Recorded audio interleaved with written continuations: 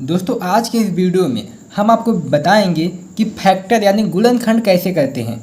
गुणनखंड क्या होता है कि मैथ में बहुत जगह पूछा जाता है और बहुत ऐसे सवाल होते हैं जो कि उस सवाल में ही गुणनखंड आ जाता है, तो हम नहीं कर पाते हैं क्योंकि हमको सही से गुणनखंड नहीं आता है। तो दोस्तों यदि आपने ये वीडियो देख लिया तो पक्का है मैं यह कहता हूँ कि आप आसानी से गुणनखंड करना सीख जाएंगे। तो चलिए मैं आपको 3 सवाल बताऊँगा और जो तीसरा वाला होगा काफ़ी इम्पोर्टेंट सवाल है।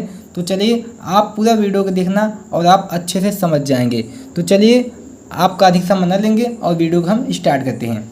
तो हमारा जो पहला सवाल है 2x² माइनस 7x प्लस 1 क्या है? 2x² minus 7x plus 1। देखो दोस्तों इसी के रूप में व्यक्त किया गया है, ax² plus bx plus c में इसको व्यक्त किया गया है।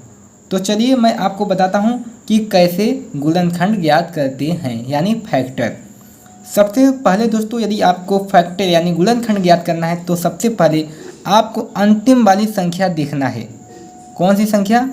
अंतिम वाली संख्या देखना है। अब यहाँ पर कितना है? 1 है। यहाँ पर कितना है? 1 है। अब दोस्तों यहाँ पर जब 1 है, ये दोस्तों ये 12 है, मान लीजिए ये 12 है, ठीक है। अब आपको जो अंतिम में ये इसके बगल जो प्लस है इस पर ध्यान देना होगा और इस संख्या का गुणा इसमें करना है, यानी जो शुरू वाला संख्या है अंतिम वाले संख्या में गुणा करना है। 12 एकम 12 यानी 12 एकम 12, गुणा करने पर 12 आना चाहिए, जोड़ने पर 7 आना चाहिए। यानी ये जो चिन्ह है अंतिम में जो चिन्ह है जोड़ने पर आपका कितना आना चाहिए? 7 आना चाहिए, गुणा करने पर 12 आना चाहिए। अब अपना दिमाग लगाइए, ऐसा हम क्या करें कि गुणा करने पर हमारा 12 आ जाए और जोड़ने पर कितना आए? 7 आए। तो चलिए यदि हम 4 में 3 का गुणा करते हैं तो कितना होगा? 12 आ जाएगा। यदि हम 4 प्लस 3 करते हैं तो कितना होगा? 7 होगा। यानी हमारा जो ये बनेगा 4 और 3 का बनेगा, ठीक है, क्योंकि 4 3 12 होता है, 4 3 7 होता है। तो चलिए मैं आपको अब बताता हूँ। आपको ध्यान देना होगा अंतिम वाला जो प्लस है इस पर ध्यान देना है और जो शुरू वाला नंबर है अंतिम वाले नंबर में गुणा करना है और इस पर ध्यान देना है। यदि प्लस है तो जोड़ने पर 7 आना चाहिए, ठीक है। यदि माइनस होगा तो घटाने पर 7 आना चाहिए, ठीक है। तो चलिए अब स्टार्ट करते हैं। यहाँ 12x² है, ऐसे उतार दीजिए, ठीक है। माइनस, अब यहाँ देखिए माइनस है, यहाँ x है, x ऐसे उतार दीजिए, ठीक है। अब 4 3 7, 4 प्लस 3 लिखिए प्लस 1, ठीक है।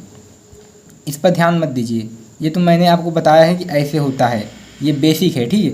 अब देखिए ये 12x² है, माइनस का गुणा करो इसमें, minus minus plus minus 4x minus plus minus 3x, ठीक है, प्लस 1। अब देखिए इसमें और इसमें कॉमन क्या मिल रहा है बताइए?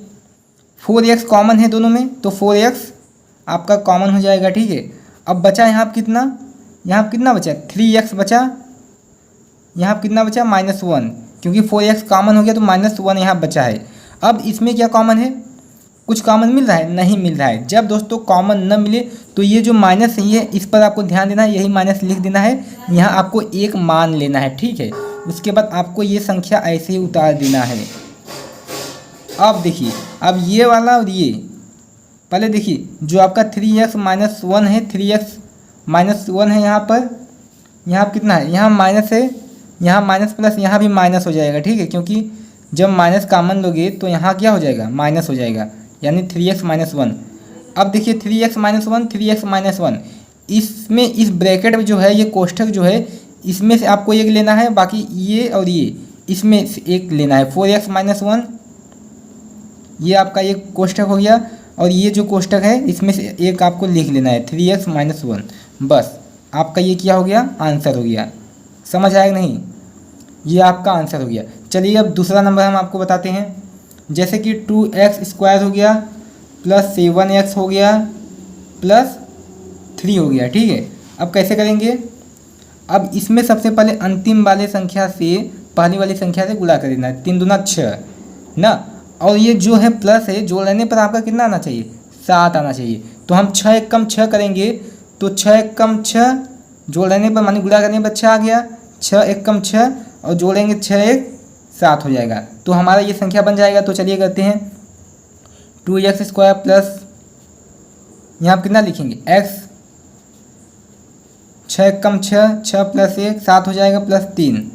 समझ आएगा नहीं? चलिए अब गुणा करिए, ये ऐसे लिख दो प्लस यहाँ x है 6 कम यहाँ 6x हो जाएगा, मल्टीप्लाई करना है, यहाँ प्लस x हो जाएगा, यहाँ प्लस 3।